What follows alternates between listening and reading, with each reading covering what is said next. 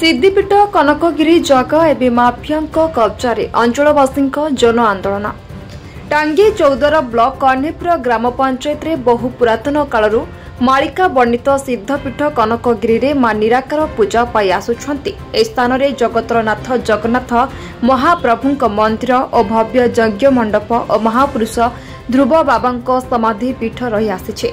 मठर दायित्व तथा मठर उन्नतीकरण पर सिद्धपीठर महापुरुष बाबा ध्रुव सोलंकी आशीर्वाद पीठरे सदा सर्वदा शांतिर वातावरण रही आसी। पहाड़ चतुर पार्श्व वृक्षलता द्वारा परिवेशटी अत्यंत आनंददायक।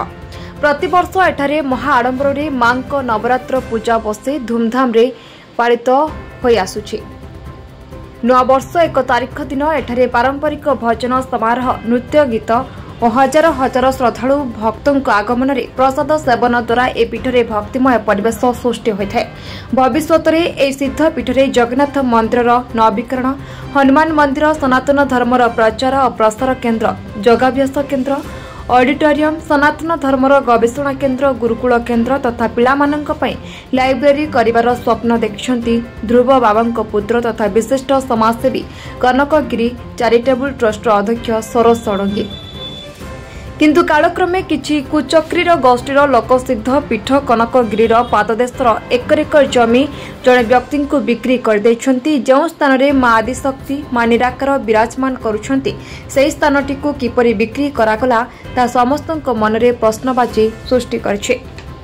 सेतिपाई किछि जमी दलाल मोटा अंकर टंका पाई निज मातृभूमि मंदिर मस्जिद पहाड़ एवं प्राकृतिक परिवेश भरा सिद्धपीठ कनकगिरीर सौंदर्य भरा ए स्थानटी को बिकिबाकू पछाउ नाहंती।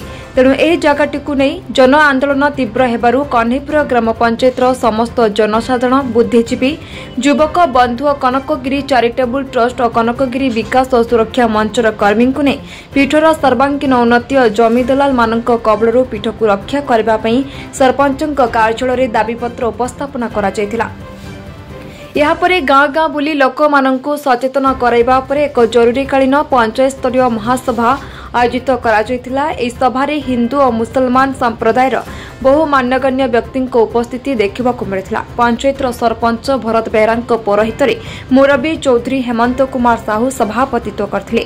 पंचायतर मुरबी बंशीधर विश्वाल, दयानिधि साहू, परमानंद नायक, अशोक नाथ, गलखचंद्र बेज, सरोज षडंगी, धीरेन्द्र जेठी, मानस बाबा, हलधर अंचल, रौफ शाह, शेख हमीद, गंगाधर सामल, उपेन्द्र पायल, राजेश रंजन षडंगी, सुकांत विश्वाल, समिति सभ्या सुनंदा सामल, दीनबंधु नाथ, अनंत पात्र, हरीश महांती, दिलीप नाथ समेत बहु मान्यगण्य व्यक्ति उपस्थित थे। सर्वशेष नाट्यगुरु वरिष्ठ मुरबी भ्रमर बरस्वाई धन्यवाद अर्पण करने सभा सांग करथिले। दीनबंधु नाथ भगतपुर आज एठारे जो चली जो सभा चली को विषय चलता कौन चलता ये हूँ आज सभा आमर कन्हेपुर पंचायत प्रत्येक गाँ जो अच्छी से गाँव रु प्रत्येक लोक को डकाई। उद्देश्य यह थिला जे ये हूँ गोटे पुरातन प्रदर्शनीय जगह एवं इतिहास पीठर ना भी अच्छी कनकगिरी सिद्धपीठ। ये किछि दिन तले ये पीठर किछि कर्मकर्ता जानिया को पाइले जे पीठरे जो दखल थिबा संपत्ति की जमी की ये माने भगतपुर ग्रामर जड़े अलग गोष्ठी लोक जड़े दखल कर रेकर्ड कर ये कथा को सी ग्राम पंचायत सरपंच माध्यम दृष्टिगोचर करेले एवं सरपंच महोदय कहले कि तुम गोटे सर्वदलीय सभा डाक ये घटार पुनराविचार करा आज से समस्त एकत्रित होते आठी हजार हजार लोकों सामने गोटे मत प्रकाश पाइला जे आमे जिते जहाँ हेले भी मठर जगह को कौन परिस्थिति में छाड़ू ना एवं आमे दखल रे थिबा 150 वर्षर जो पुरातन जो संस्कृति जो पीठ को आमे जबरदखल मुक्त रखू एवं आमे एटा को दखल रे निश्चित भाव में रखू आकु कहा को आमे छाड़ू ना।